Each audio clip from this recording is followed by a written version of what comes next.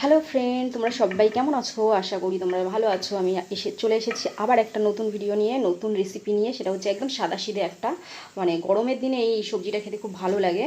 এটা হচ্ছে গিয়ে ডাঁটার শাক আছে এখানে, আর আছে আলু, আর আছে কাঁঠালের দানা আছে। তো আমি কাঁঠালের দানা, আলু আর ডাঁটা শাক দিয়ে একটা রেসিপি করবো সাদাসিধে, কিন্তু খেতে গরমের দিন অনেক ভালো লাগে এটা। আর তার সঙ্গে আছে অল্প কিছুটা চিংড়ি মাছ। চিংড়ি মাছটাকে আমি নুন হলুদ মাখিয়ে ম্যারিনেট করে রেখেছি। এইবারে আমি রান্নাটা স্টার্ট করব। চলো দেখে নিই। ওখানে আমি কড়াইটা দিয়ে দিলাম। কড়াইটা গরম হয়ে গেছে। এইবারে আমি এখানে তেল দিয়ে দেবো। অল্প তেল দিয়ে দিলাম।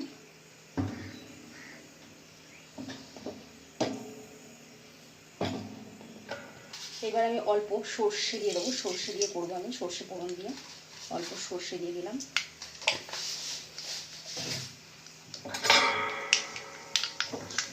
সর্ষেটাকে আমি একটু এই পাতার পেছনটা থেকে এখানে এরকম জমে দেবো।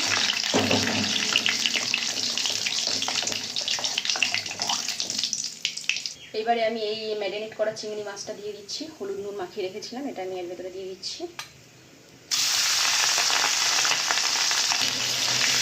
চিংড়ি মাছগুলো আমি একটু নাড়িয়ে নিচ্ছি। চিংড়ি মাছগুলো হালকা করে ফ্রাই করতে হবে, বেশি ফ্রাই করবো না আমি। তো এইখানে আমি 3টে চেরা কাঁচা লঙ্কা দিয়ে দিচ্ছি, আর হাফ টমেটো আগে থেকেই কাটা ছিল। টমেটোটা নষ্ট হয়ে যাবে বলে আমি এর ভেতরে দিয়ে দিয়েছি। তোমরা চাইলে টমেটোটা স্কিপ করতে পারো। টমেটোটা দিয়ে আমি একটু নেড়ে নেবো।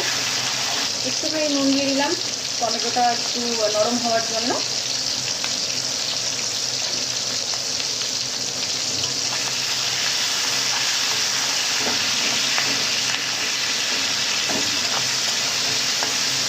এবারে আমি এই শাকগুলোকে দিয়ে দেবো একে একে করে।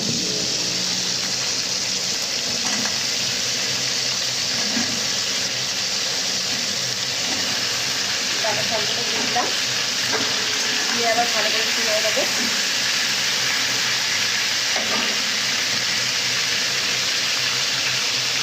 একটু হলদি পাউডার দিয়ে দিলাম। আমি কিছুক্ষণ ঢাকা দিয়ে রাখবো।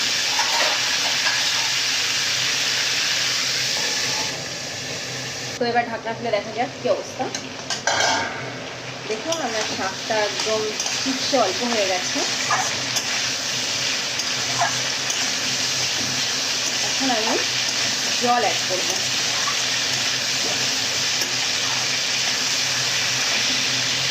এটা মানে বেশি জল দেবো না, এটা একটু চচ্চড়ি টাইপের হবে।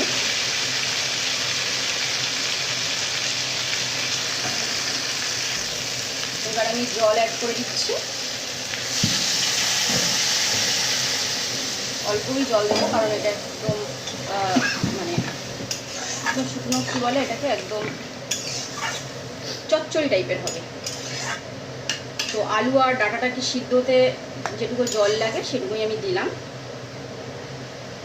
এটাকে একদম জলটাকে টানিয়ে নেব, শুকিয়ে ফেলবে জলটাকে। এবার একটু নুনটাকে আমি চেক করে একটু নুন অ্যাড করতে হবে।